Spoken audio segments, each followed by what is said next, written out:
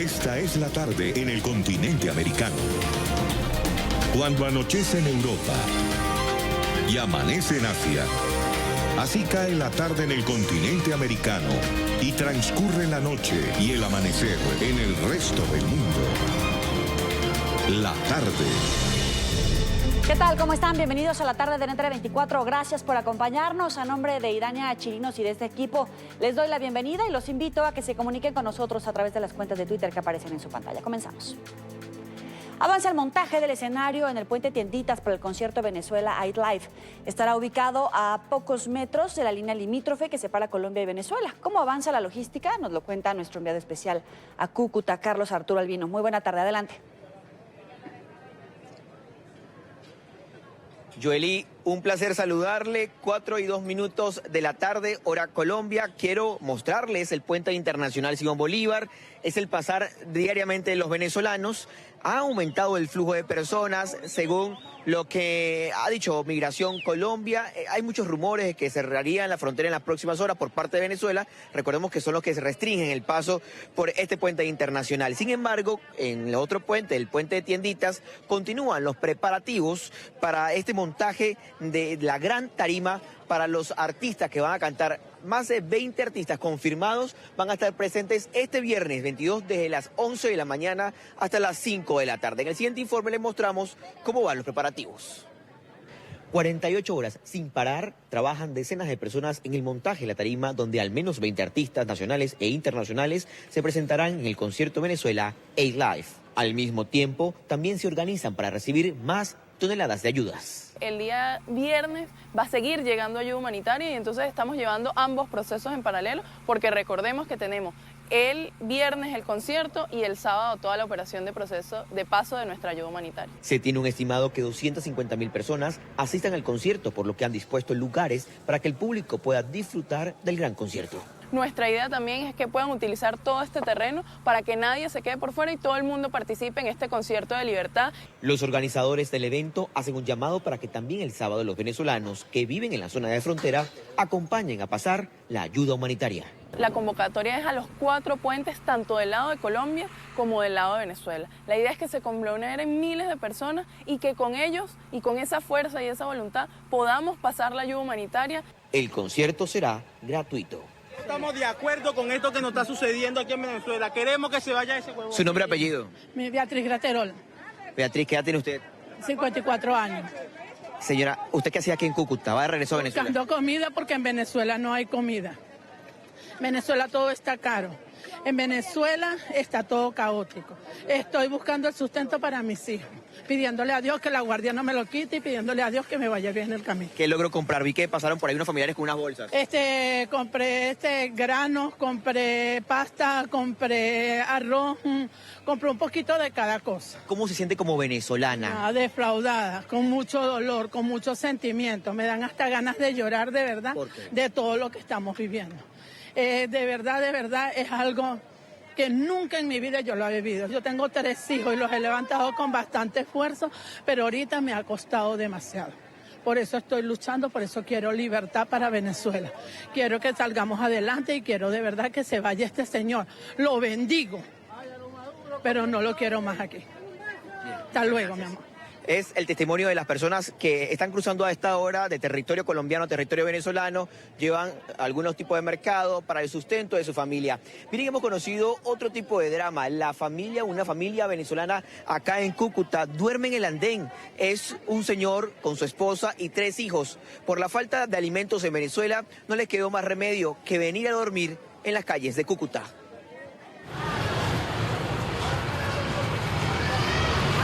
Mi nombre es Jorge Manuel Abril Carvajal, tengo 29 años, tengo 15 días viviendo aquí en el andén de Cúcuta. Bueno, me hace caso, yo papi, porque es un peligro un carro, yo o una moto, yo. Haciendo diferencias, en mi casa mis hijos tienen su cama, yo tengo mi cama. Aquí no, pero no tengo comida en Venezuela. Aquí no tengo cama, pero tengo el alimento de mis hijos y las medicinas. Mi esposa se llama Ana Luz Márquez. O sea, tenemos 3 niños. Uno de 10, uno de 8 y uno de 4. Que me los traje por la situación que está pasando allá en Venezuela.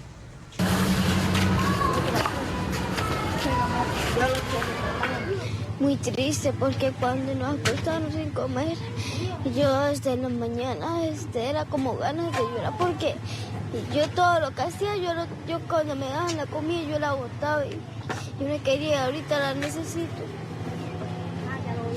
Ahorita quiero. Se llama Genaí Celeste, tiene 10 años. Ella llora, o sea, de repente, ¿cómo le digo? En el sentido de la comida, si desayunaba no almorzaba, si almorzaba no cenaba.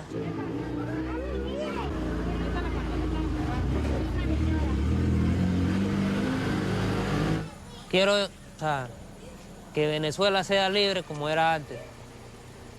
O sea, llegar, tú encontrar lo que tú quisieras encontrar. Miren, posiblemente usted que me está viendo en su país, esto es normalmente, se puede conseguir, es una llanta de una moto. Y hasta acá, hasta Cúcuta, llegan venezolanos cruzando medio país para poder llegar hasta acá. ¿Cuánto tiempo usted reunió para poder conseguir esto acá en Cúcuta? Saque la cuenta, cuesta 65.000 pesos y el sueldo allá son 18.000 mensual. Más aparte de eso hay que sacar para la comida, hay que rebuscarse uno para poder comprarla. ¿Cuánto tiempo duró usted reuniendo? Uy. ¿Mucho? ¿La ayudaron? ¿Cómo fue? Pues una parte me ayudaron y otra parte la compré. Ahí lleva también papel higiénico, papel algo... No, eso allá no hay nada, ya no hay nada. Este viernes habrá un concierto. Sí. Usted asistirá a este concierto y el sábado es el paso de la ayuda humanitaria. ¿También va a ayudar en el paso de la ayuda humanitaria? Claro, lógico. Claro, nosotros nos anexamos en la página, pero la saquearon. Pero igual estamos ahí en la ayuda humanitaria. Ahí hay una marcha el viernes 23 donde yo vivo también y todos van a salir. Bien, soy la multinaria. Gracias a usted. Muchísimas gracias. Son las personas que a esta hora siguen cruzando hacia territorio venezolano. Ellos quieren hablar. Mi señor, ¿cuál es su nombre y apellido? César Durán. ¿Qué pasó, mi señor? Vos, por aquí buscando, haciendo un mercado para allá, para el pueblo, porque nosotros estamos pasando el hambre, como se llama, pasando ese hambre, trabajo. No hay necesidad que nosotros venezolanos tengamos que pasar por esto. ¿Por qué? Porque viviendo en un país tan productor como era Venezuela, ¿no? Hoy en día, pues, esta es la justicia. ¿Qué lleva allí? Mercado, pollo, ¿cómo es? Verduras, lo que se encuentra allí, harina, lo que nos falta en Venezuela. Venezuela nos falta es libertad, que ya pronto la tendremos. ¿Cuál es su nombre y apellido? César Durán. César, muchísimas gracias. ¿Cuál es su nombre y apellido, mi señora? Zulay Contreras. Zulay, ¿qué siente usted hoy?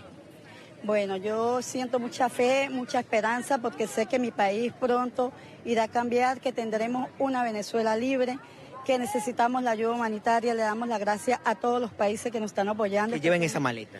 En esa maleta llevo algo de mercado de que mis hermanos me ayudaron para comprar. Ahí nos está abriendo la maleta para mostrar más o menos lo que están comprando. Allí, papel, con su harina. permiso, voy a abrir la maleta para que los televidentes lo vean. Claro. Cuénteme claro. qué es. Papel, harina, aceite, azúcar, lo básico de un hogar. No puede comprar más nada. ¿En Venezuela? Sí se consigue, pero está más costoso. No nos alcanza el dinero. ¿De dónde, qué parte es usted? De Rubio, Estado Táchira. Soy paciente oncológico. Necesito quimioterapia por 5 años para poder... ¿Y la está recibiendo en Venezuela? No, lamentablemente el Seguro Social no nos llega los medicamentos completos y si llega una vez a la 40. ¿Cómo está haciendo entonces? Unos meses tomo, otros meses no tomo. Con la ayuda de familiares, amigos que por ahí me donan pesos, algo se puede comprar y cuando no. Entonces, ¿cuánto tiempo se echa usted hasta acá, de Rubio? Menos de 1 hora, 45 minutos, 1 hora. Vengo con mi hija, ahorita estaba en la NUR, venía a averiguar por medicamentos y todo. Necesitamos urgentemente la ayuda humanitaria para todos los pacientes, para seno y vida y todo. Muchísimas gracias, mi señora. Gracias a usted. Ahí está, son historias de personas, son diferentes los testimonios, pero todos enmarcados en el tema de los alimentos, medicamentos y medicinas. Joelí, quiero despedirme con esta imagen que sigue siendo dolorosa, un puente que se ha convertido para los venezolanos en un escape, en mejores oportunidades, porque aunque no puedan salir del país, están abasteciéndose de alimentos, de medicinas, para poder seguir viviendo. Es lo único que quieren hacer, estar bien, tener lo básico, tener una vida mejor. es lo que hemos podido recabar aquí con los testimonios de las personas. Gracias a ustedes, por ejemplo, miren, en este momento está pasando un carro funerario. Hasta esto tiene que ocurrir.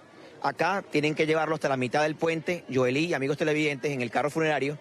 Luego llega hasta la mitad del puente, extraen el ataúd, hacen el transbordo hacia el otro territorio venezolano y vuelve. Así sigue la marcha. Son los dramas que se viven diariamente acá en la frontera entre Colombia y Venezuela. Joelí.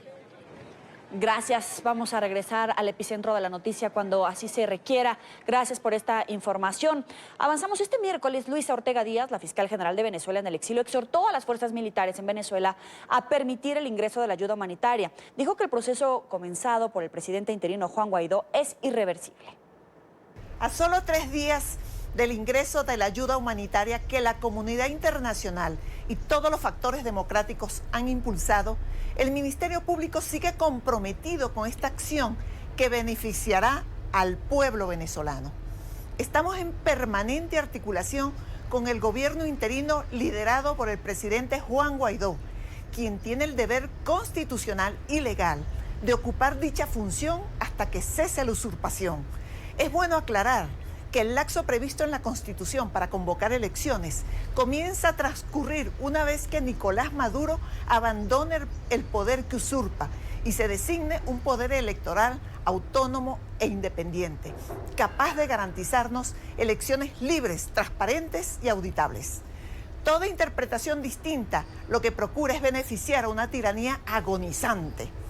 Este proceso es irreversible y de eso ya están conscientes la mayoría de los integrantes de la Fuerza Armada. A ustedes, hombres y mujeres de armas, es una decisión patriótica facilitar el ingreso de la ayuda humanitaria que tanto necesitan sus familias y todos los venezolanos.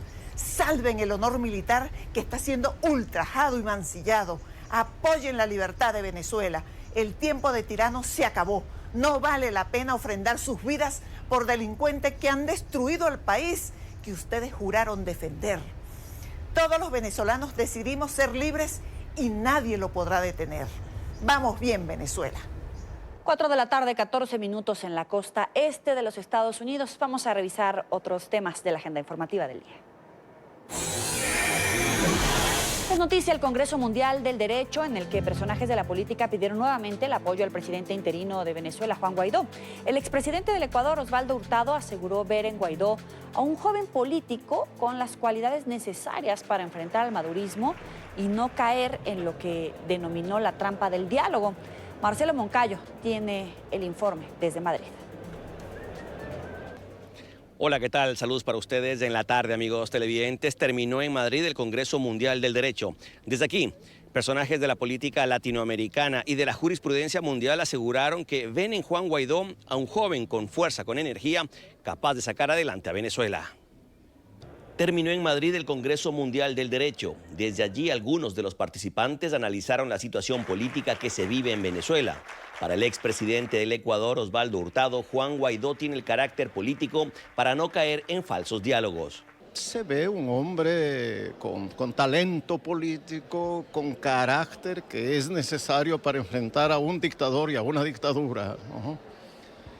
Y yo, como todos los latinoamericanos que hemos luchado contra Chávez desde el principio, no en los últimos años, y contra Maduro y contra Correa igualmente desde el principio, bueno, estamos contentos con que haya un líder en Venezuela que no caiga en la trampa del diálogo, que enfrente a la dictadura, que le desafíe en las calles, ¿no? Y que busque el poder.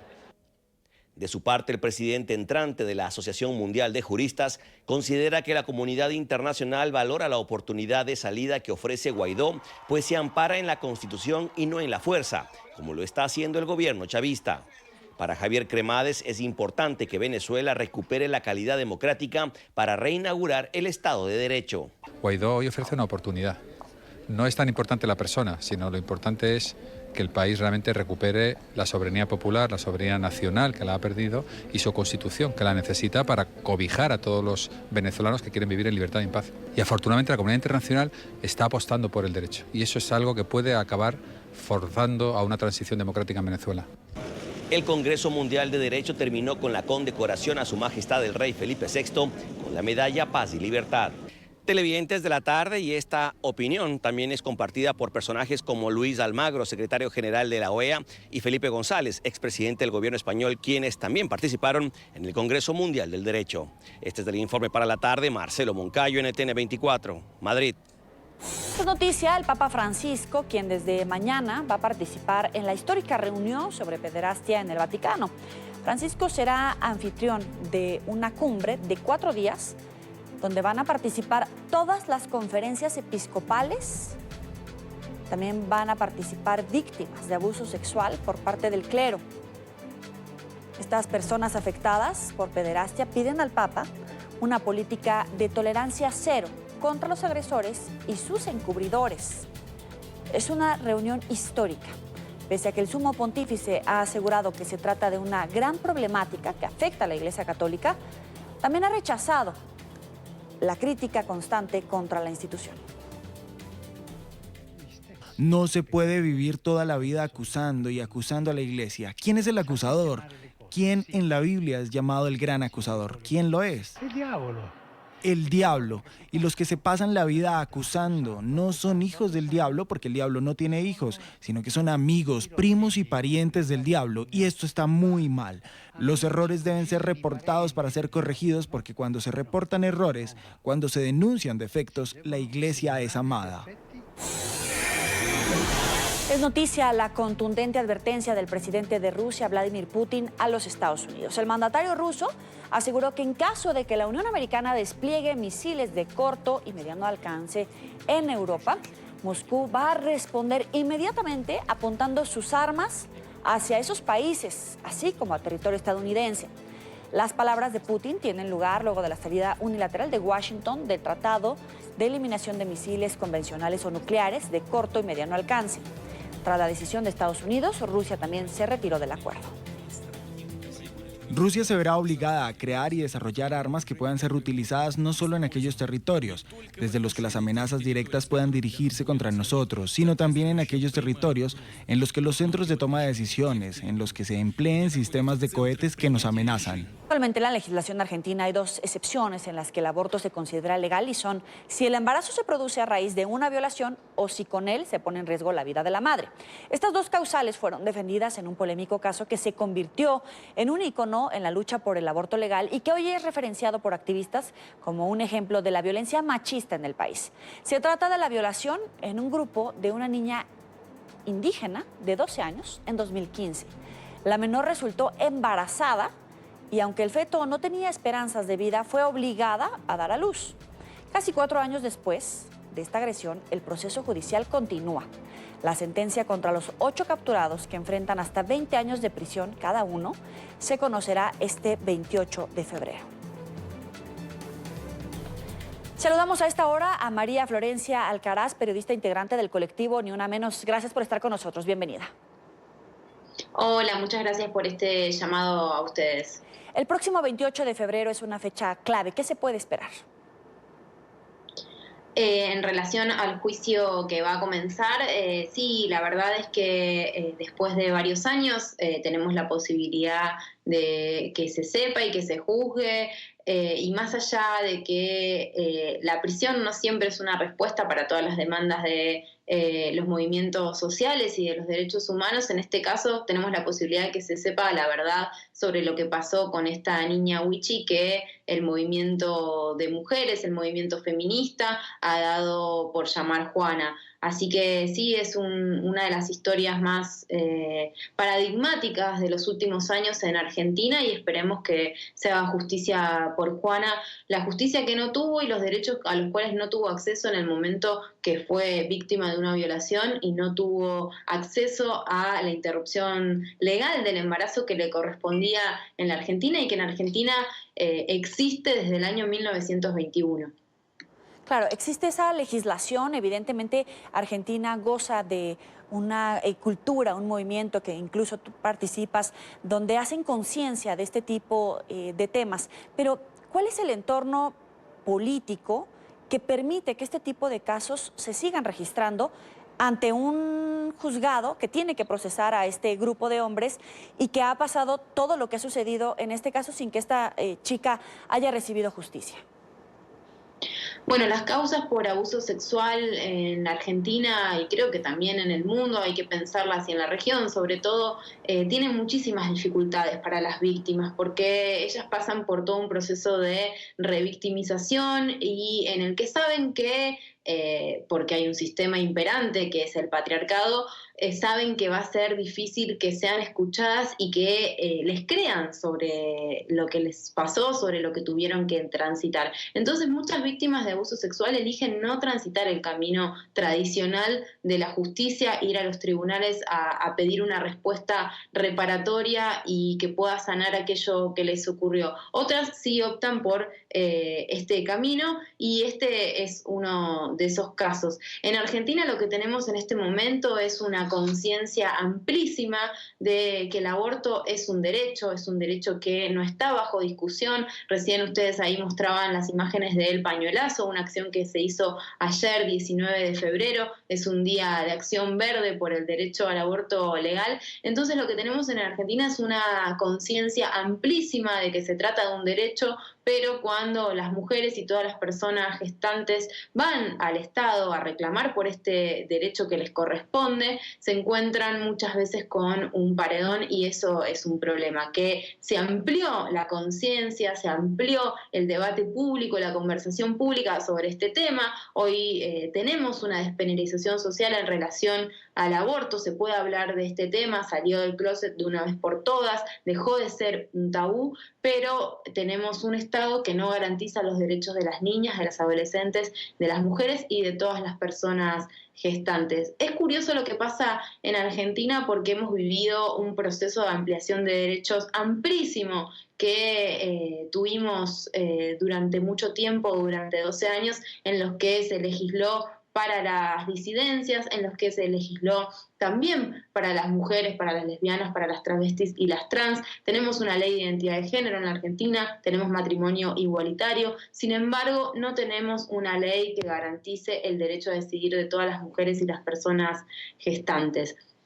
Lo que pasó el año pasado, lo que pasó en el 2018 con el freno que impuso el Senado es claramente la demostración de que hay fuerzas fácticas mucho más amplias de lo que tiene que ver con los límites geográficos de la Argentina, sino con lo regional, porque yo estoy convencida que el aborto no fue ley en Argentina porque si se despenalizaba y legalizaba el aborto en Argentina, eso iba a hacer un efecto dominó en distintos países de la región que incluso están con situaciones más restrictivas que las que hay en mi país. Entonces hubo un freno decidido desde sectores antiderechos, desde grupos fundamentalistas religiosos, tanto evangélicos como cristianos, para frenar que el aborto sea legal en Argentina, y eso es lo que vivimos en el Senado. Obtuvimos media sanción y fue una conquista. Yo creo que no se puede hablar en términos de derrota porque no se puede hablar de derrota cuando vemos las imágenes que recién pasaban ustedes de toda esa juventud movilizándose en la calle exigiendo una respuesta política que los políticos tradicionales no pudieron darle. No podemos hablar de derrota en esos términos. Hubo una conquista, pero no se consiguió la ley, que es lo que se sigue pidiendo. En el libro que publiqué en Editorial Marea el año pasado, que se llama Que sea ley, y se llama así porque sigue siendo un deseo, recopilo todo lo que ocurrió el año pasado, que no solamente tiene que ver con lo que ocurrió en el 2018, sino que tiene una tradición, una historia del movimiento feminista en las calles en Argentina desde hace más de 30 años, luchando para que el aborto sea un tema de prioridad de la agenda política en Argentina. Y el año pasado eso se logró y hoy no hay vuelta atrás. Me parece que hay un camino irreversible y que más tarde, más temprano, el aborto va a ser ley en Argentina. Sin embargo, en ese camino, en una ese sociedad periodo, más consciente, más responsable, María Florencia, en este sentido? Porque en el caso de esta chica, tenía 12 años y fue víctima de un abuso sexual por un grupo. ¿Pero qué nos falta como sociedad? Porque no es el único caso. Puede ser una situación normal en la que una persona decide no tener un hijo por las razones que le correspondan. Pero ¿qué nos falta como sociedad para permitir ese tipo de responsabilidad por la opinión y la decisión del otro, pero también de empatía en un caso tan grave como este?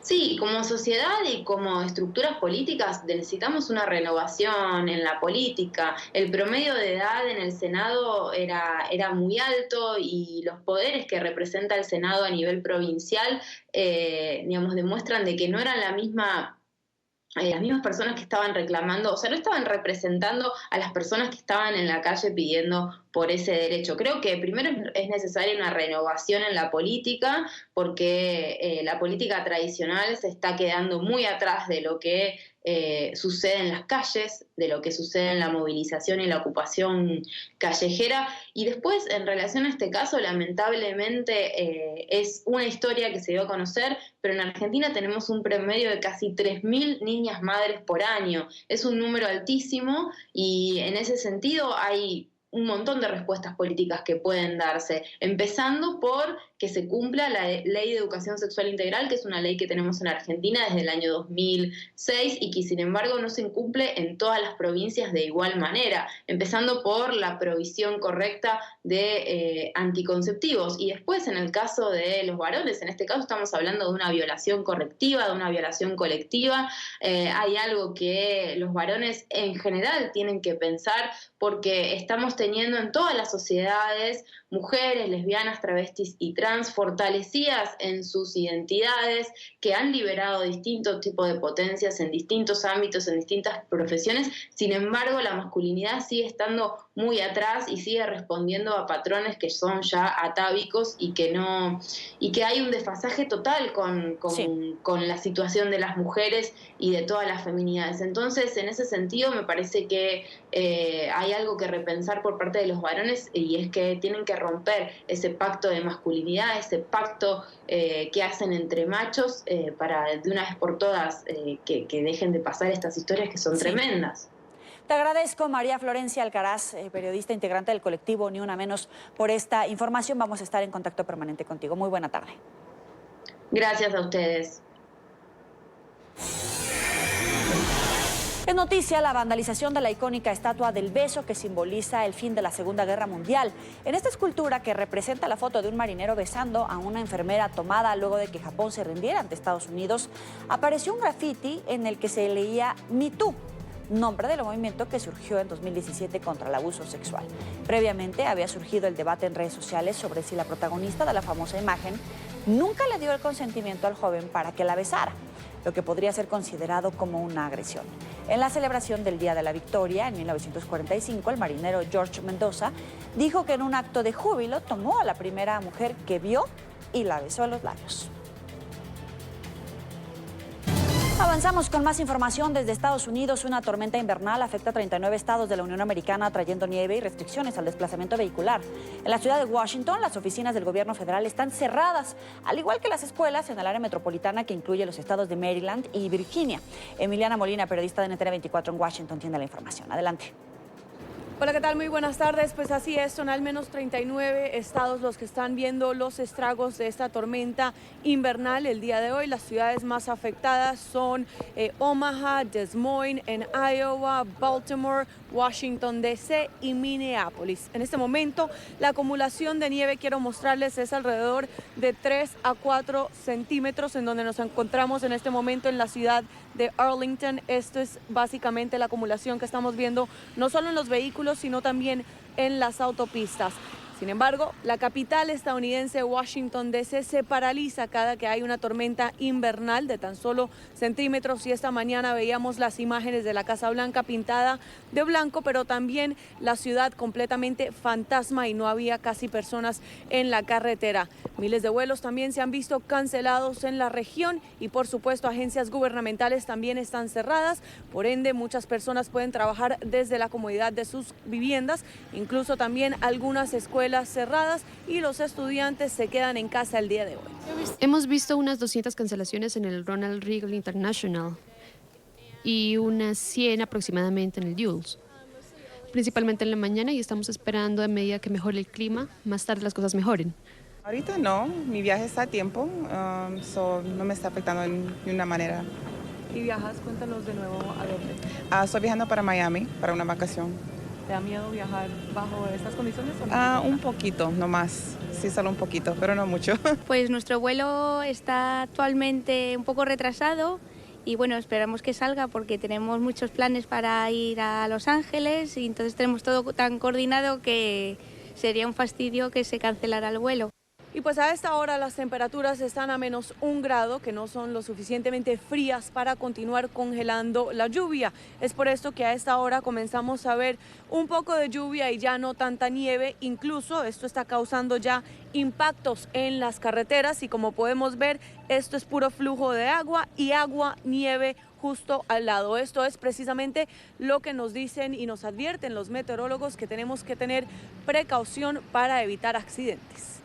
Hasta ahora hemos tenido nevadas de unas 3 pulgadas en la ciudad y hasta 7 pulgadas en áreas del norte y el este. Y a medida que pasemos la noche habrá una transición a lluvia congelada que podría generar formaciones de hielo y eventualmente habrá un cambio a la nieve derretida, al aguanieve. Bueno, y al menos 200 millones de personas se verán afectados por los estragos de esta tormenta invernal.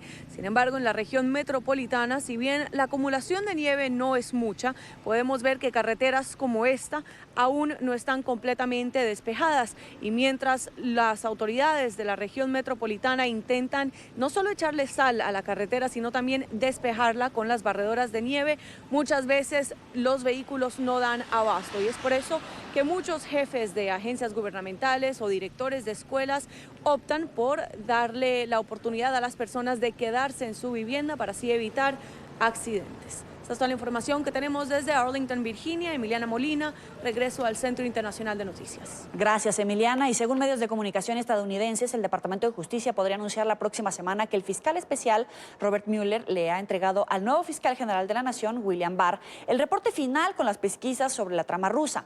Mientras tanto, el presidente Donald Trump tachó el martes de falsa una información del diario The New York Times, según la cual le pidió el año pasado al Departamento de Justicia que colocara a un fiscal que es su aliado al frente de la investigación sobre su ex abogado, Michael Cohen. El reporte lo tiene Carolina Valladares. Adelante, Carolina. ¿Qué tal? Buenas tardes desde Washington. Según el diario The New York Times, fue el pasado año, a finales de 2018, cuando el presidente de los Estados Unidos llamó al fiscal interino Matthew Whitaker para preguntarle si podía poner a un aliado suyo, al fiscal federal del Distrito Sur de Manhattan, Jeffrey Berman, al frente de las pesquisas de su ex abogado Michael Cohen. Hay que recordar que en aquel entonces la Fiscalía de Nueva York estaba averiguando sobre ese papel que habría jugado Michael Cohen en el presunto pago de sobornos tanto a la actriz para cine de adultos Stormy Daniels como a la modelo de Playboy Karen McDougal, para conseguir que así no hablaran de esas presuntas relaciones que habrían mantenido con el presidente de los Estados Unidos, Donald Trump. No, para nada. No sé quién les dijo eso, son noticias falsas. Hay muchas noticias falsas ahí afuera. ¿Cuál es el estatus de su relación con el señor Whitaker? Muy bueno. Tengo gran respeto por el señor Whitaker, creo que ha hecho un gran trabajo, creo que es una persona muy directa, lo vi durante la audiencia, vi parte al menos. Siento que fue excepcional, es un muy buen hombre y deberían agradecerle a esta nación. Y esta no es la única tormenta, pero mediática, que está haciendo frente al presidente de los Estados Unidos, puesto quien fue el director del FBI en reemplazo a James Comey, que recordemos fue destituido por el presidente Donald Trump en 2017. Estamos hablando ahora de Andrew McCabe. Ha publicado aquí un libro bajo el título The Threat, traducido en español como La amenaza, que hace un retrato crudo de la administración de Donald Trump cuando él estaba al frente del FBI. Entre las perlas que ha soltado en las páginas de ese libro, dice, más bien asegura, que el presidente Donald Trump es un activo para los rusos, palabras de las que se han hecho eco los medios de comunicación en Estados Unidos y que Donald Trump no ha dudado en criticar. La prensa nunca ha sido más deshonesta de lo que es hoy. Se escriben historias que no tienen ninguna base en los hechos, y quienes las escriben ni siquiera llaman para preguntar por una verificación. Están totalmente fuera de control. Tristemente, mantuve a muchos de ellos en el negocio. Dentro de 6 años todos irán a la quiebra.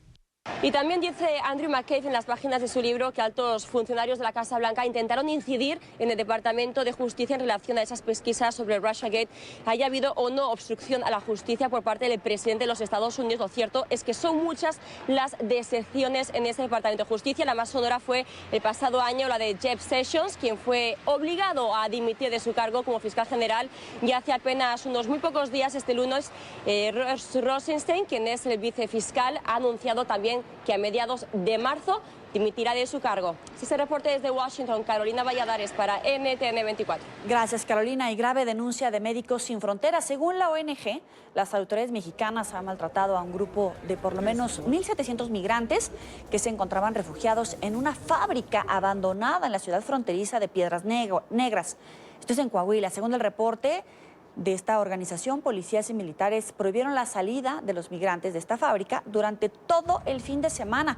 Además, impidieron la entrada de representantes de la ONG a las instalaciones. Aseguran que tras dejarlos salir, los trasladaron a zonas inseguras. La forma en que las autoridades mexicanas han tratado a los migrantes en Piedras Negras es inaceptable. Más de 1.700 personas han sido retenidas contra su voluntad en una fábrica abandonada, rodeadas de policías y soldados mexicanos, confinadas como si fueran delincuentes. En esta parte del programa nos acompaña María Hernández, coordinadora del proyecto Transmigrantes de la organización Médicos Sin Fronteras. Gracias por estar con nosotros. Bienvenida. Hola, buenas tardes. María, quisiera empezar por pedirle si nos puede completar un poco más de la información del trato que recibieron estas personas en esa fábrica.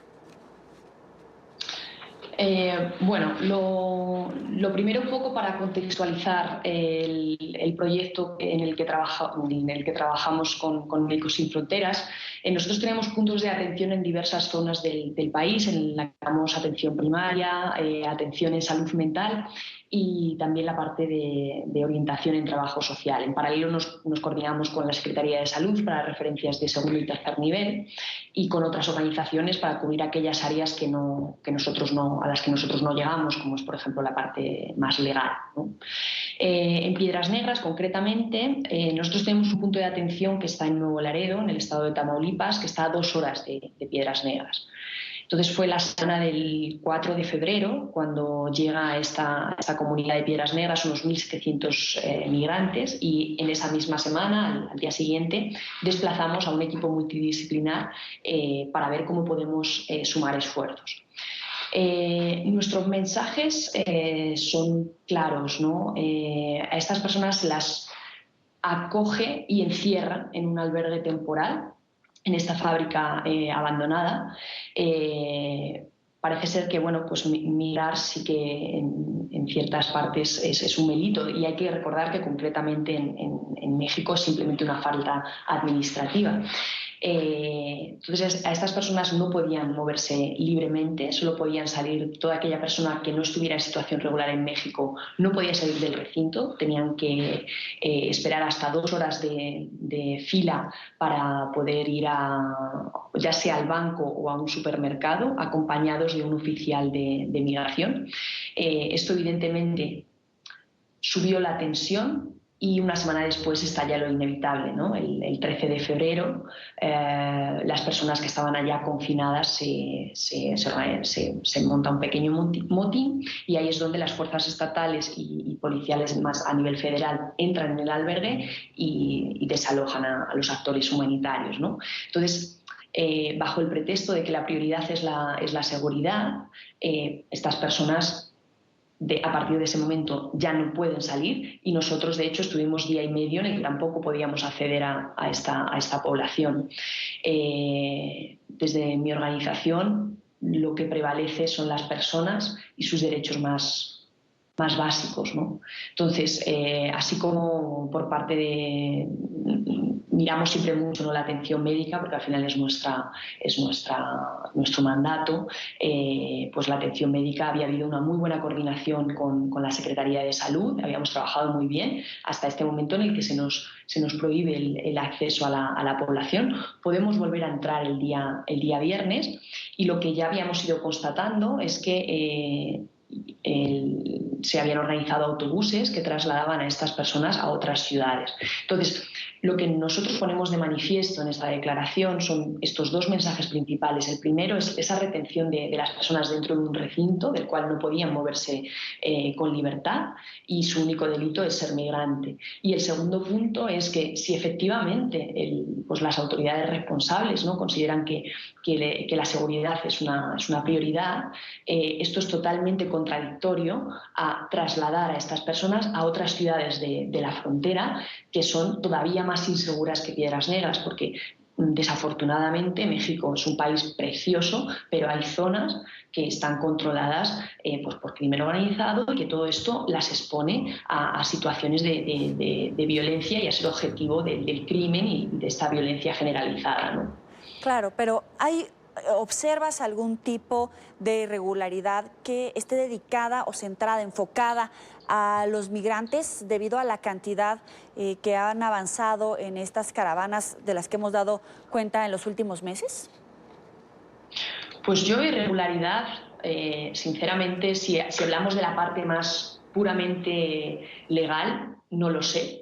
Yo tampoco tengo, ni mi organización, no somos nadie para criticar las políticas. Nosotros lo que denunciamos son las consecuencias que estas políticas tienen en la salud de las personas, ¿no? Entonces, concretamente en Piedras Negras, el retener a gente y el trasladarla a ciudades que son peligrosas, esto es lo que a nosotros, pues como organización, vimos que era pertinente el ponerlo de manifiesto, ¿no? Más allá de, de hecho, sin entrar en si es legal o no. Aquí cada uno tenemos nuestras responsabilidades y nosotros somos una organización médico-humanitaria. Intentamos velar y atender de la mejor manera posible a las personas, independientemente de su condición, si tienen un papel o no, su nacionalidad, etcétera, etcétera. María, intentando hilar fino sobre toda la información que me estás diciendo, si mueven esta cantidad de migrantes a zonas peligrosas, de alguna manera los vuelven blancos de los cárteles del narcotráfico, de bandas dedicadas al secuestro, de este tipo de criminales que detectan migrantes en condiciones vulnerables por su situación, o bien porque hay mujeres, porque hay niños, de alguna manera los ponen en ese blanco y los hacen de alguna manera potenciales víctimas de estos grupos criminales? Sí, esto es lo que a nosotros nos preocupa, ¿no? O sea, el hacer traslados a ciudades inseguras, el riesgo es ese, ¿no? Que al final caigan y sean objeto de estas bandas organizadas. ¿Y qué recomendaciones han hecho o a qué autoridades podrían acercarse que ustedes noten que son receptivos de este tipo de denuncias con el nuevo gobierno? Pues la verdad que en esta parte es un trabajo que lleva más mi jefe de misión, entonces no sé si estoy totalmente, si tengo todos los elementos para responder a la pregunta, porque como el nuevo gobierno ha entrado hace relativamente poco, estamos iniciando las conversaciones. Para nosotros, nuestro actor, uno de los interlocutores principales es la Secretaría de Salud, con la cual estamos trabajando muy bien en los otros puntos y también en el norte. Y para la parte más de gobierno, pues yo sé que mis responsables ya están en conversaciones, ya más en corto, ¿no? Para ver cómo respetar, ¿no?, los derechos de las personas. Son 1.700 migrantes de este caso. ¿Notan algún repunte en casos como este o ha habido un seguimiento puntual de este tipo de casos a lo largo de diferentes administraciones en los diferentes estados que integran México? No entendí la pregunta, discúlpeme. Son 1.700 migrantes de los que estamos hablando en este caso, en Piedras Negras, Coahuila. Sin embargo, los gobiernos de los estados son diferentes. ¿Ustedes observan que ha habido un repunte sin importar el tipo de gobierno, el partido al que pertenecen a lo largo del tiempo, o son casos aislados, por ejemplo, como este? ¿Un repunte se refiere a las medidas que se toman con estos migrantes? Exacto, de trasladarlos a otros estados de la República. No, realmente el fenómeno migratorio no es algo nuevo, desde luego no en la región. Lo que sí ha sido un cambio es la manera de hacer estos desplazamientos en caravana y en un volumen al que hasta ahora no estábamos habituados, ¿no? Esto se puso de manifiesto en la caravana de 2018 que llegó la mayoría a Tijuana, y que ahora en 2019 son caravanas más un poco más disgregadas, pero que siguen siendo volúmenes muy importantes, ¿no?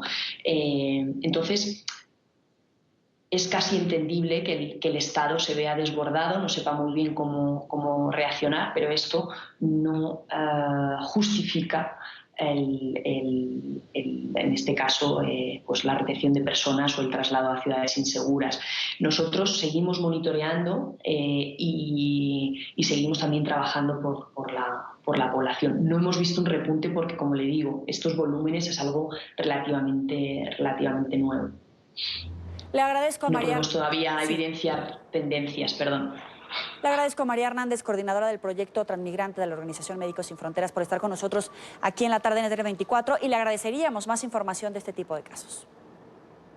Muchas gracias. Buena tarde. Buena tarde también para ti. Avanzamos. El presidente de Estados Unidos, Donald Trump, reaccionó al anuncio de precandidatura presidencial del senador Bernie Sanders para los comicios del 2020. Lo llamó loco en un tuit que publicó esta mañana. Además, en una aparición este martes ante periodistas, el mandatario le deseó suerte, pero afirmó que su tiempo ha pasado. Sanders, de 77 años, perdió contra Hillary Clinton la nominación presidencial del Partido Demócrata en 2016 y en este 2019 se suma a la nutrida lista de dirigentes que irían a las primarias demócratas. Bernie Sanders está compitiendo. Sí, eso es correcto. Personalmente creo que perdió su tiempo. Pero me gusta Bernie porque él es una persona a la que conoce sobre comercio. De alguna manera concordaria. Estoy siendo muy duro en comercio. Él era duro en comercio. El problema es que no sabe qué hacer al respecto. Estamos haciendo algo muy espectacular en ese tema. Pero le deseo lo mejor a Bernie. Será interesante ver cómo le va. Creo que lo que le pasó a Bernie quizás no fue tan bueno. Creo que se aprovecharon de él. Lo hizo muy bien hace 4 años. Y Clinton lo trató con respeto. Hay mucha gente participando, pero solamente una persona va a ganar. Espero que sepan quién es esa persona. Grave accidente en Nueva York. Un hombre de 37 años murió arrastrado por el tren subterráneo. Según testigos, luego de la llegada del tren, parte de su ropa o la correa de su mochila habrían quedado atrapadas en uno de los vagones. Cuando el tren inició la marcha, comenzó a ser arrastrado hacia un túnel donde, tras sufrir traumas severos, falleció. Gracias por seguir con nosotros en la tarde de NTN 24. Avanzamos. El presidente interino de Venezuela, Juan Guaidó, invitó a los venezolanos a acudir el próximo sábado a los cuarteles militares para exigir a los soldados que permitan el ingreso de la ayuda humanitaria. Aseguró que los opositores al régimen se concentrarán de manera pacífica, pero de manera muy contundente. Las declaraciones de Guaidó fueron dadas durante una reunión con transportistas en Caracas. Daniela Zambrano tiene la información. Adelante, Daniela, buena tarde. Hola, buenas tardes. Por cerca de 3 horas estuvo trancado este punto, la avenida Francisco de Miranda, a la altura de Altamira, pues los transportistas protestaron por las malas condiciones de sus unidades, pero también el respaldo al ingreso de la ayuda humanitaria. Aseguraban que ponían a disposición de Juan Guaidó y los diputados de la Asamblea Nacional sus pocas unidades para trasladar a los ciudadanos hacia la frontera y puedan presionar para que ingresen esos insumos y alimentos al país. Juan Guaidó hizo acto de presencia en esta protesta. Desde allí envió ya no un mensaje, sino una orden a la Fuerza Armada. Les aseguraba que tenían 3 días para acatar la Constitución y permitir que la ayuda humanitaria ingrese por mar, tierra y aire. Señores de las Fuerzas Armadas, tienen 3 días. Tienen 3 días para ponerse del lado de la Constitución, para seguir una orden muy clara del presidente encargado de la República y permitir que ingrese la ayuda humanitaria. Sobre los hombros de los uniformados, advirtió, pesará la responsabilidad de salvar la vida de miles de venezolanos. El pueblo de Venezuela los está viendo y los quiere ver muy bien, ayudando a cargar esas cajas, ayudando a entregar eso a cada uno de los hospitales, ayudando a entregar eso a cada una de las iglesias y ONG que van a entregar ese elemento. Depende de ustedes en este momento. Pese al bloqueo impuesto por el régimen, asegura que la ayuda humanitaria entrará por mar, tierra y aire. La frontera con Colombia no será la única alternativa. No solamente es Táchira, Bolívar. Y vieron ayer el compromiso y hoy, y los saludos de aquí del presidente Bolsonaro, con la organización del centro de acopio de Roraima. Directamente el presidente Bolsonaro comprometido. Por mar también vendrá ayuda humanitaria. Así que en Puerto Cabello, en La Guaira, muy pendientes para la movilización. Juan Guaidó calificó el próximo 23 de febrero como un día histórico. Nos vamos a concentrar y a movilizar hasta cada una de esas guarniciones, hasta cada uno de esos puestos, para dar un mensaje muy claro, a exigir que ingrese la ayuda humanitaria. El presidente del Parlamento acompañó este miércoles una protesta de transportistas descontentos por las fallas en el sector y pese a que la mayor parte del transporte público está paralizado por falta de repuestos, pusieron a la orden sus pocas unidades para colaborar en el ingreso de la ayuda humanitaria. Hoy nos activamos con la ayuda humanitaria. Hoy empiezan a salir las unidades para el interior del país. Desde una grúa y acompañado de los conductores, Guaidó también respondió a Nicolás Maduro sobre el llamado a elecciones. Ese anterior gobierno, que hoy claramente está de salida, que incluso desesperado, ahora sí hablan de elecciones, desesperados, cuando saben que ni de reina de carnaval ganarían. Pero ojo, eso es para tratar de confundir. Queda muy claro nuestro mandato. Cese de usurpación, gobierno de transición y elecciones libres. No debe haber duda. Juan Guaidó llamó a los ciudadanos a movilizarse el próximo 23 de febrero en todo el territorio nacional, acudir a las guarniciones militares para presionar a que ingrese la ayuda humanitaria. Información desde Caracas, Daniela Zambrano para la tarde de NTN 24. Gracias, Daniela. Y Nicolás Maduro retó al presidente interino de Venezuela, Juan Guaidó, a convocar elecciones presidenciales. Según Maduro, vencería al líder opositor en los comicios y esto pondría fin a la disputa por el poder ejecutivo. Desde su juramentación, Guaidó ha dejado claro que cualquier llamado a las urnas debe hacerse después de la renovación de la directiva del Consejo Nacional Electoral, que hasta ahora ha actuado bajo las directrices del chavismo-madurismo. ¿Por qué no ha convocado elecciones? Este es el punto que concentra la atención del régimen de Nicolás Maduro hoy. A casi un mes de que Juan Guaidó se juramentara como presidente interino, Maduro habla de convocar un proceso electoral, pero no es un llamado normal a las urnas. En medio de los insultos, lo hizo como un reto. Por ahí hay un payaso que dice ser presidente interino. Bueno, si usted es presidente interino, lo primero que tiene que hacer o tenía que hacer es convocar a elecciones. ¿Por qué no convocó? Pregúntense ustedes, ¿por qué no ha convocado elecciones? El pretendido autoproclamado, ¿por qué? ¿Por qué no convoca elecciones para darle una revolcada con votos del pueblo? Convoca elecciones, señor autoproclamado, señor payaso. Y es que con el paso de los días el régimen siente la presión de la comunidad internacional. Más de 40 países reconocen a Guaidó como mandatario encargado y han apoyado su iniciativa de ayuda humanitaria para el pueblo venezolano. Seguramente Sebastián Piñera e Iván Duque, que están llamando a asaltar la frontera de Venezuela el sábado que viene, ya en los años que pasen serán olvidados. Pero pese a las palabras de Maduro, Guaidó tiene claros sus objetivos. Hace unas horas, en una entrevista a un medio mexicano, el presidente interino afirmó que el régimen planea un chantaje al que él no va a ceder. Como lo ha dejado claro en otras oportunidades, la transición es inminente y en ella no hay espacio para un diálogo o unos comicios con el régimen.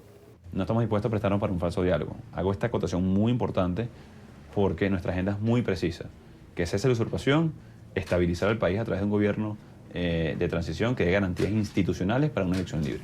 Y es que el presidente interino tiene claro que asumir un proceso electoral con el actual Consejo Nacional Electoral dominado por el madurismo sería un gran error. Por eso, desde el pasado 4 de febrero, la Asamblea Nacional designó un comité de postulaciones para elegir un nuevo CNE que establezca nuevos mecanismos y depure el actual registro electoral. Por su parte, la Organización de los Estados Americanos advirtió que realizar nuevas elecciones en la nación suramericana llevará tiempo y señaló como condición imprescindible que Maduro deje el poder. Y en esta parte del programa nos acompaña Juan Carlos Caldera, miembro de la Dirección Nacional del Partido Primero Justicia y representante de la oposición ante el CNE. Gracias por estar con nosotros. Bienvenido. Muy buenas tardes. Muchas gracias por la oportunidad. Primero que nada, ¿qué le responde a esta postura de Nicolás Maduro, donde reta a Juan Guaidó a hacer esta convocatoria a elecciones presidenciales? Todo lo que usted ya escuchaba.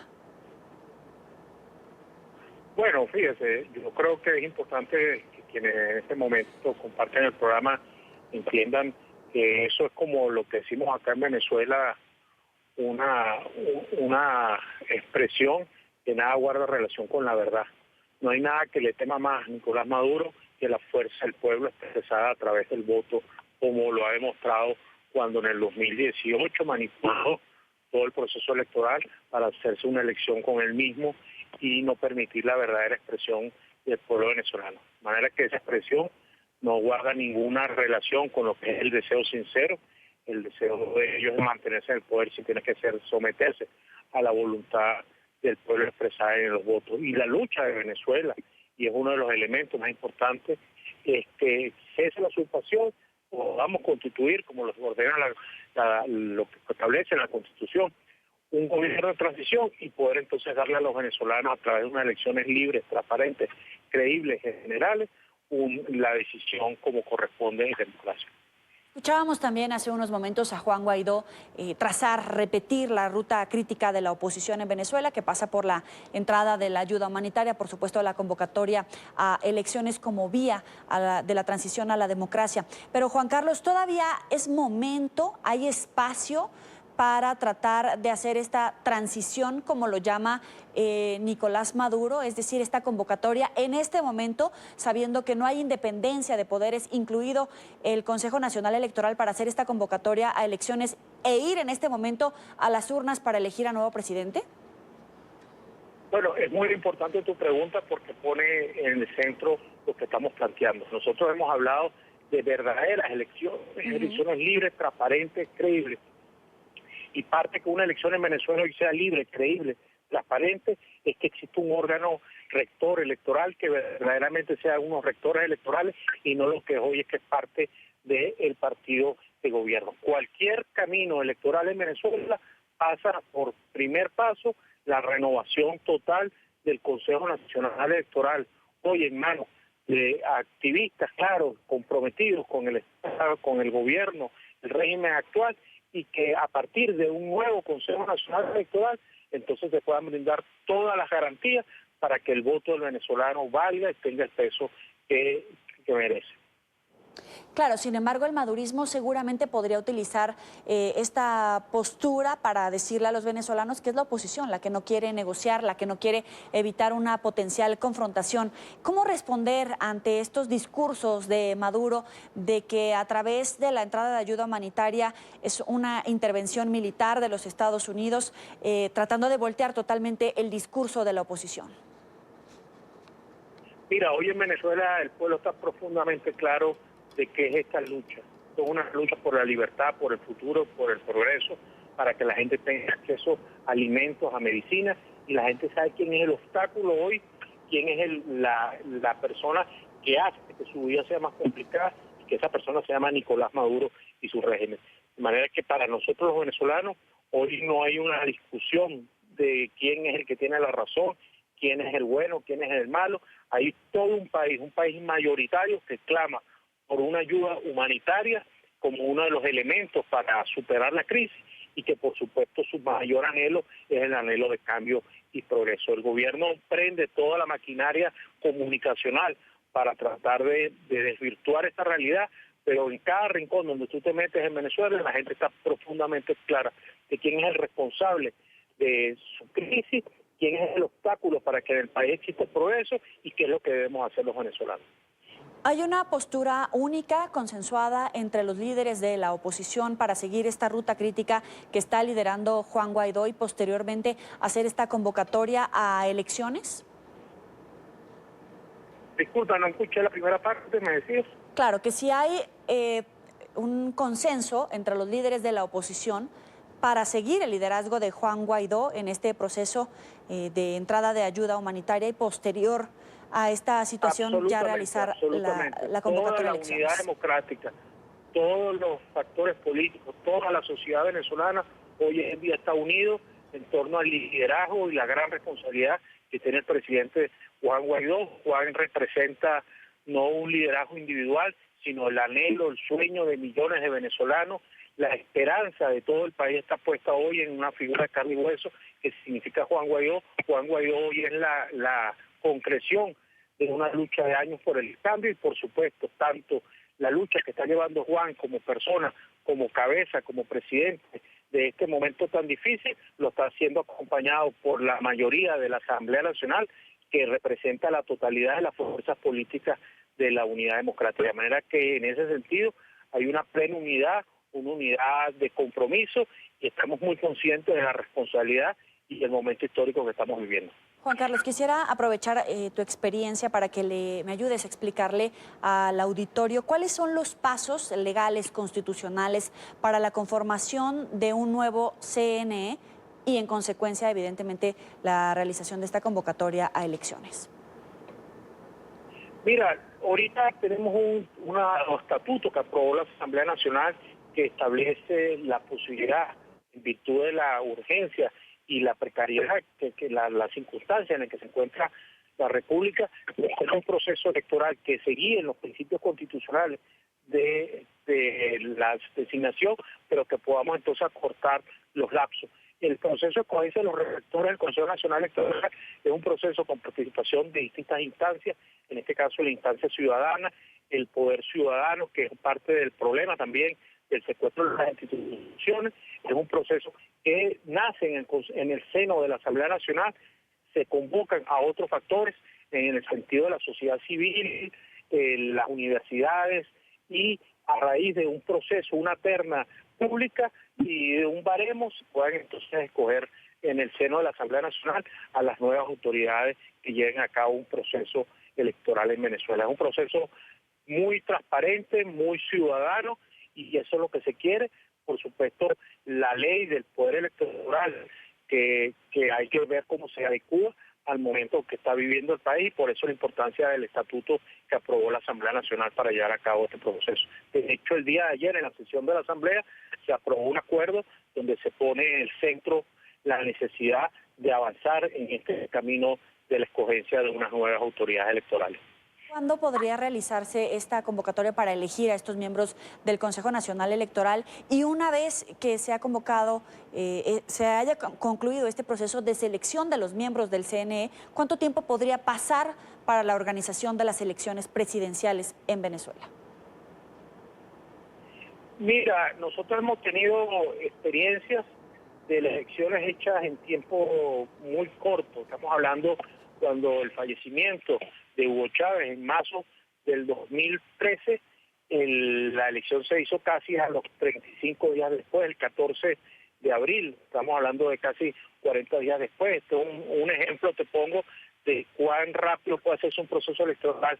En este caso, al llegar a unas nuevas autoridades y tener que darle revisión a procesos ágidos, como por ejemplo el registro de votantes, el registro electoral en Venezuela, tener que darle la posibilidad a millones de compatriotas que hoy están fuera de las fronteras, pero que tienen constitucionalmente su derecho al voto, y que este gobierno nunca se lo ha permitido, cerrándole la puerta a los consulados y obstaculizándole el ejercicio de su derecho a actualizar su autoridad, su dirección.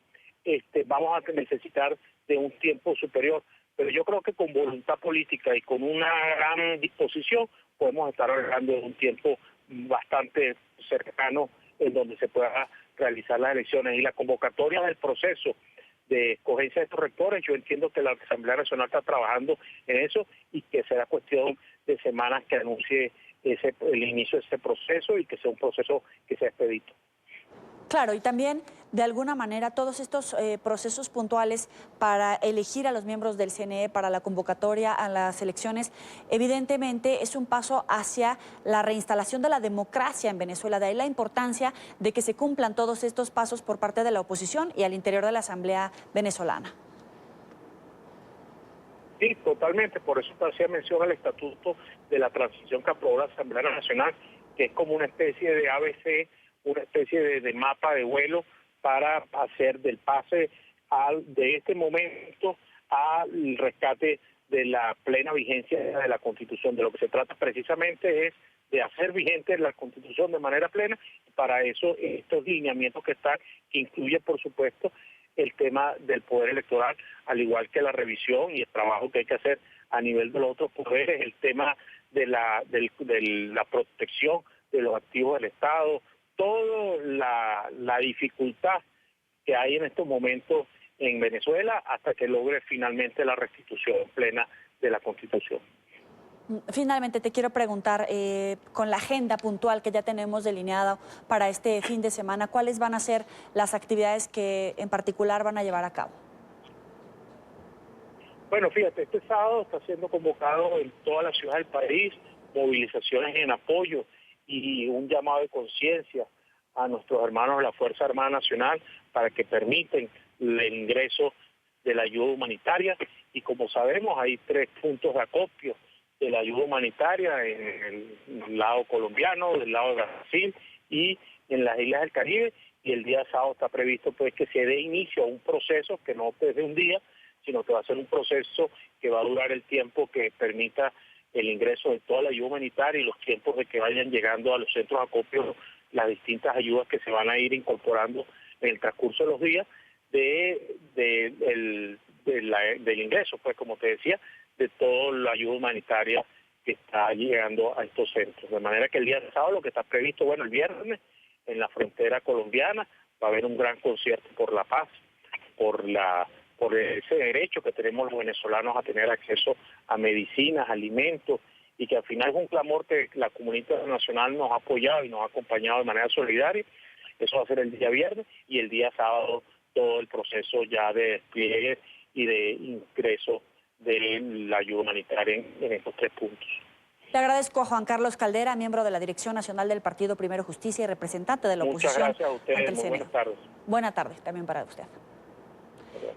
Y avanzamos. Una misión especial de Amnistía Internacional determinó que el gobierno de Nicolás Maduro perfeccionó la represión como arma de control social, socavando los derechos fundamentales de los ciudadanos, particularmente a quienes viven en las zonas populares donde se registraron ejecuciones extrajudiciales para infundir el miedo. Oliver Fernández tiene la información desde Caracas. Adelante. Amigos de la tarde, gracias por este contacto. Marcos Ponce, director del Observatorio Venezolano de Conflictividad Social, aseguró que durante el gobierno de Nicolás Maduro se ha registrado el mayor número de protestas en Venezuela y esto demuestra el impacto de la crisis política, económica y social que viven los ciudadanos. El pueblo venezolano ha estado permanentemente activo exigiendo sus derechos humanos en las calles y en el 2018 quienes más protestaron fueron los vecinos de los sectores populares y los trabajadores. Y esto es muy importante porque hay una conexión directa con lo que viene ocurriendo en el 2019. Cuando ya vemos la situación del 2019, encontramos que en enero, por ejemplo, logramos documentar más de 2.500 protestas durante todo el mes. De manera que allí vimos cómo los ciudadanos, sobre todo de los sectores populares, sectores que en el pasado se identificaron con el partido de gobierno, salieron durante todo el mes de enero a exigir derechos sociales, pero fundamentalmente a exigir un cambio político en Venezuela y a exigir que entre la ayuda humanitaria. Durante el año 2018, el Observatorio Venezolano de Conflictividad registró 12.000 protestas en Venezuela, casi 35 diarias, y el 85% de ellas para exigir derechos económicos. Los venezolanos tienen tiempo saliendo a las calles a protestar. En el 2018 lo hicieron para exigir, por ejemplo, atención médica, protestas en contra de la inseguridad alimentaria por la carestía de los productos, por la escasez. Las comunidades salieron a exigir y a rechazar los apagones porque no tenían agua potable, porque no tienen venta de gas doméstico, y algo muy preocupante que incluso hasta familiares, hasta pacientes con enfermedades crónicas y sus familiares desesperados han tenido en Venezuela que salir a protestar para llamar la atención de las autoridades, lamentablemente sin ningún tipo de respuesta. Y es que la crisis en Venezuela no se puede ocultar, se ve en las calles y los más afectados son las mujeres y niños. Afecta de manera diferenciada a mujeres, niñas y adolescentes y ha aumentado las brechas de género, dejando en evidencia la ausencia de políticas públicas auténticamente feministas. Así, son ellas quienes llevan el mayor peso de la emergencia en sus hombros y a través de ellas y de sus testimonios podemos sondear la profundidad de la crisis. El último dato disponible de los boletines epidemiológicos del año 2016 dan cuenta de un aumento de la mortalidad materna en 65% en tan solo un año. Aunque no tenemos datos disponibles oficiales, todo parece indicar que esa cifra es hoy mucho peor. Amnistía Internacional considera que el sufrimiento de los venezolanos no puede ser utilizado como herramienta de control político. Es así que el Estado está en la obligación de reconocer los derechos económicos y reconocer la crisis. En la información que manejamos desde Caracas, continúen con más de la tarde de NTN 24. Gracias, Oliver. Y a esta hora saludamos a Erika Guevara Rosas, directora para las Américas de Amnistía Internacional. Gracias por estar con nosotros. Bienvenida. Gracias a ustedes. Estaba escuchando este reporte y habla del sometimiento por parte del régimen venezolano a los venezolanos, al hambre, a los castigos, al miedo, evidentemente también a esta persecución a todo aquel que participe en un acto civil contextualizado en la Constitución de manifestarse en contra de estas políticas de gobierno. ¿Es sistemática esta persecución ya como tal debido al número que se han registrado en todos estos sentidos? Bueno, Amnistía Internacional ha venido documentando en los últimos años el deterioro de la crisis de masivas violaciones a los derechos humanos. Y sin duda alguna hemos confirmado, reconfirmado la existencia de una política sistemática de represión violenta por parte de las fuerzas de seguridad bajo el mando de Nicolás Maduro en contra de la población que ejerce sus derechos a la libertad de expresión y asociación pacífica. Lo que vemos hoy día es un patrón que se ha repetido en los últimos años, el uso excesivo e indebido de la fuerza letal para callar las voces de aquellas personas que se están manifestando debido a la emergencia humanitaria creada por las graves violaciones a los derechos económicos y sociales. Hemos documentado que del 21 de enero al 25 de enero, 41 personas fueron asesinadas en el contexto de protestas. Documentamos 6 casos emblemáticos de ejecuciones extrajudiciales que se cometieron en diferentes puntos del país con un común denominador que es precisamente el de castigar a la población, sobre todo de sectores populares, porque valientemente se han atrevido a manifestarse pidiendo un cambio de gobierno. Estas ejecuciones extrajudiciales tienen un patrón común en donde las fuerzas especiales de la policía bolivariana han cometido las ejecuciones y después manipulado las escenas del crimen precisamente para simular pues una especie de enfrentamiento y después acusar a estas personas de ser delincuentes cuando en realidad claramente y después de la recolección de toda la evidencia hemos podido oír que se tratan de ejecuciones extrajudiciales como castigo por haberse atrevido a protestar y ser rostros visibles de estas protestas. Si hablamos de ejecuciones extrajudiciales, de casos de uso excesivo de la fuerza, de esta represión sistemática, ¿Amnistía Internacional puede conformar un nuevo expediente contra Nicolás Maduro y su régimen ante la Corte Penal Internacional por esta documentación que han logrado recabar? Bueno, esperamos que la documentación y las evidencias que Amnistía Internacional ha colectado a lo largo de los años, particularmente en los últimos 5 años, puedan servir de evidencia para futuras acciones emprendidas por la comunidad internacional, ya sea a través de la jurisdicción universal. Y cierto es que le hemos solicitado a la Corte Penal Internacional que considere los hechos acontecidos en las últimas semanas en Venezuela como parte de su examinación preliminar y que decida si tiene competencia para conocer de estos hechos. Solicitado a la comunidad internacional a través del Consejo de Derechos Humanos de las Naciones Unidas para que ponga fin a la impunidad a través de la creación de algún mecanismo de investigación independiente que permita no solo conocer estos hechos, pero también construir recomendaciones para soluciones duraderas ante la gravísima crisis de masivas violaciones a los derechos humanos que enfrenta Venezuela y la mayoría de su población durante muchos años. Conforme se endurece este cerco diplomático contra Nicolás Maduro, conforme han avanzado esta ola de sanciones contra Nicolás Maduro y por supuesto también a los integrantes de su régimen, ¿se ha visto también un incremento en la represión, en la violencia contra los ciudadanos? Bueno, la represión continúa. Esto ha sido una política sistemática de las autoridades bajo el mando de Nicolás Maduro. No han cambiado los patrones, pero cierto es que los han perfeccionado y que ahora vemos una represión selectiva, sobre todo en los sectores populares, en los sectores que están sufriendo de las mayores consecuencias de esta grave emergencia humanitaria y crisis de derechos económicos y sociales.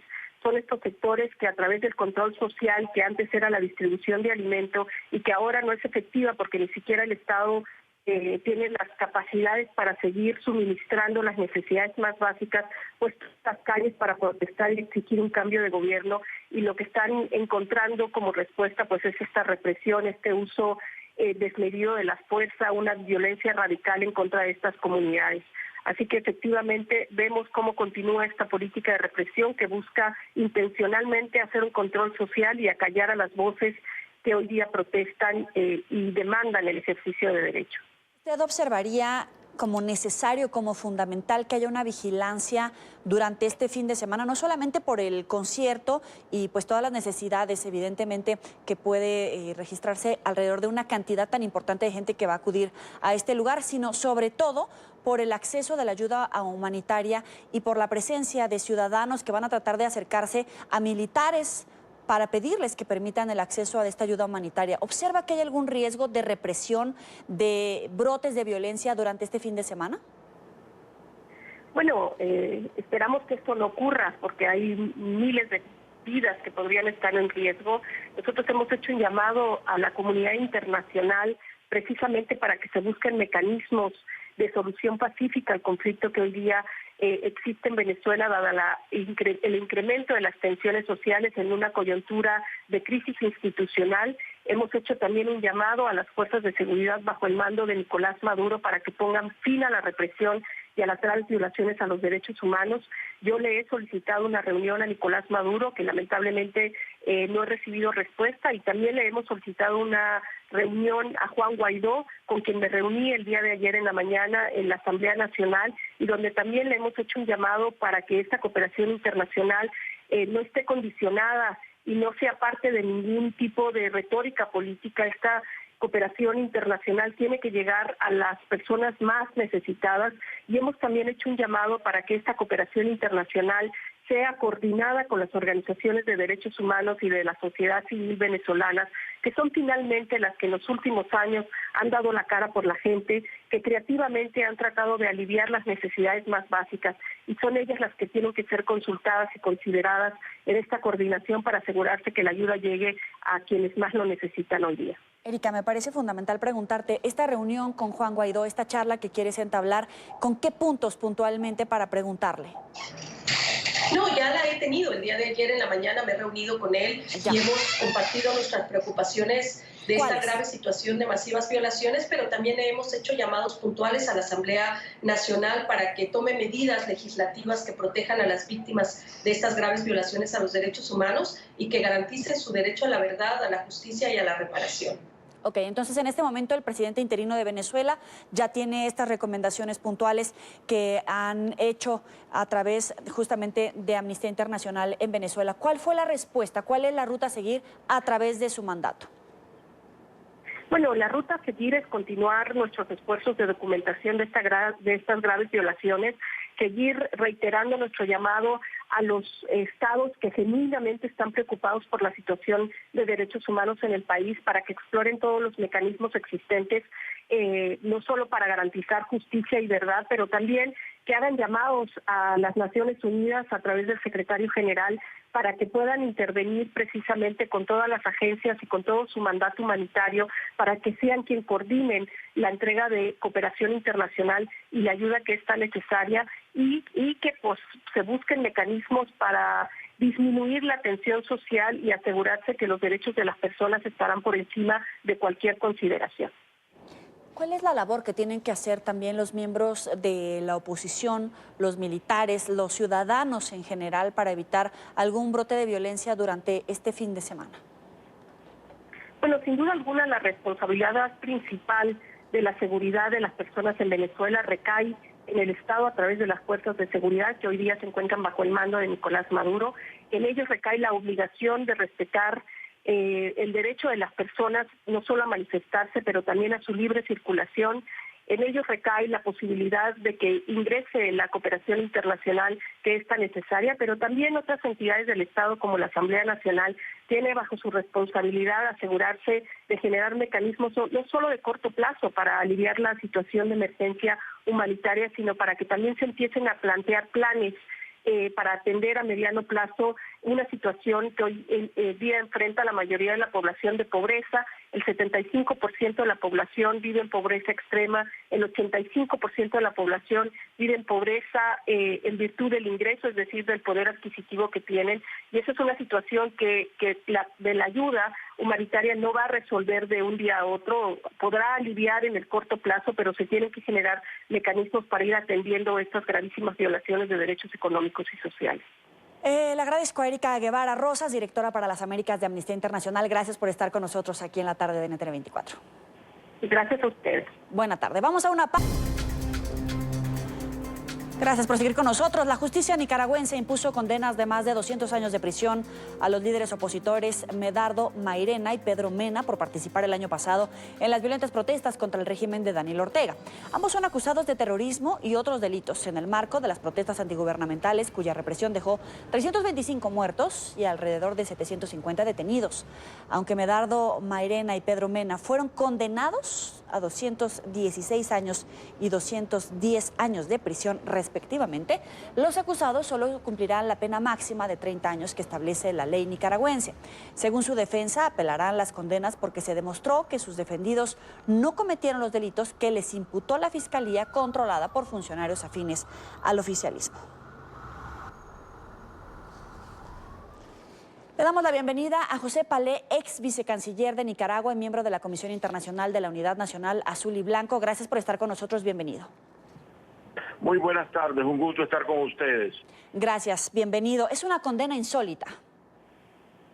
Totalmente insólita. Están condenando a 2 siglos de prisión a una persona que ha sido procesada sin ninguna garantía constitucional, sin guardar la forma del debido proceso, inocente de todo delito, ya que la política de persecución del gobierno de los Ortega Murillo ha sido únicamente criminalizar el derecho a la protesta, que están protegidos por las garantías constitucionales.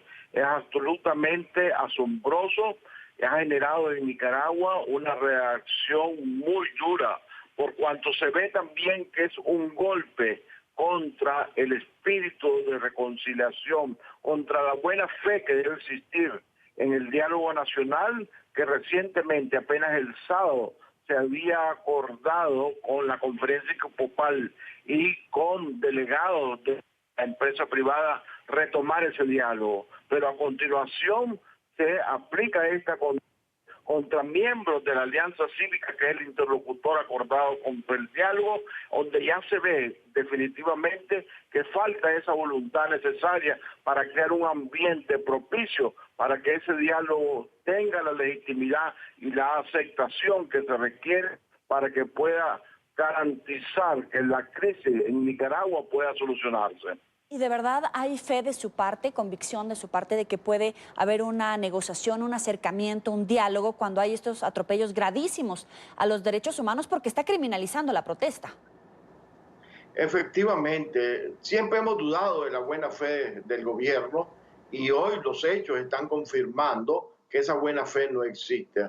En esta circunstancia, donde a 10 meses del inicio de la protesta, continúa la situación del país deteriorándose. Estamos pronto a una quiebra económica, a una quiebra social en el país, ya llegando a niveles alarmantes de desempleo, de pobreza, que requieren esa solución negociada para encontrar una salida pacífica, pero se contrarresta la voluntad expresada, la disposición expresada del sábado con medidas de este tipo y con la continuidad también de la represión, porque la persecución de los estudiantes, de los opositores, ha continuado día a día.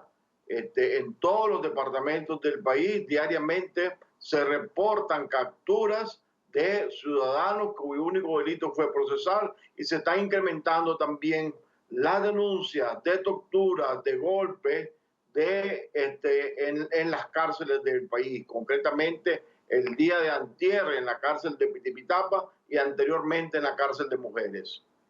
Ahora quisiera preguntarle, en este momento son 10 meses de crisis política, social en Nicaragua. Ha habido más de 300 muertos, miles de heridos, evidentemente desaparecidos, detenidos. y evidentemente tampoco hay una intención de querer escalar la violencia a puntos, por ejemplo, como los que se viven en Venezuela. Pero entonces, ¿cuál es la ruta a seguir cuando no hay disposición del gobierno de Daniel Ortega para dar marcha atrás en esta ola de represión contra los ciudadanos, pero tampoco puede seguir con esta crispación, no se puede dejar que se siga pasando el tiempo? Yo creo que la presión internacional a través de la acción diplomática concertada de la Unión Europea, de los Estados Unidos, de la Organización de Estados Americanos, del Vaticano y la crisis ya tocaron la puerta de los Ortega Murillo, que Ortega está queriendo demostrar con esta sentencia, con esta persecución continua, que está en una posición de fuerza. Pero a mi entender ya está convencido que no ha logrado contener las protestas ni la situación de reclamo de la población con la represión y que deberá sentarse.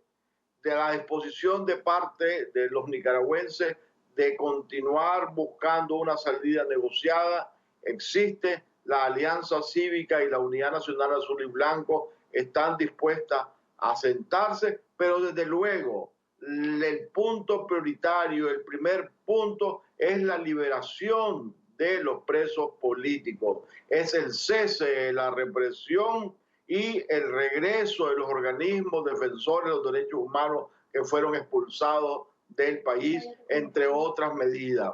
Tiene Ortega que dar gestos para que ese ambiente positivo, previo, exista y que el diálogo pueda tener éxito. De nada le sirve seguir demostrando que está en el uso de la fuerza. Eso los nicaragüenses lo conocemos, la comunidad internacional lo conoce, pero no le permitirá encontrar una solución. La crisis afecta principalmente al gobierno. No solo afecta a los nicaragüenses que estamos cayendo en una situación de más pobreza, no solo afecta a los empresarios, afecta al gobierno que ya está en una difícil situación presupuestaria y que está generando más reclamos de los ciudadanos, entrando en una etapa que nosotros hemos dominado de autodestrucción. Todo lo que hace va contra ellos mismos. Le agradezco a José Palé, ex vicecanciller de Nicaragua y miembro de la Comisión Internacional de la Unidad Nacional Azul y Blanco. Gracias por estar con nosotros aquí en la tarde de NTN 24. A las órdenes, un gusto. Hasta luego. Vamos a la luna llena más brillante de este año. Este martes ocurrió uno de los fenómenos más esperados de 2019, luna de nieve o superluna, una de las más grandes y brillantes de los últimos años. Diferentes personas alrededor del mundo se prepararon para visualizar este espectáculo.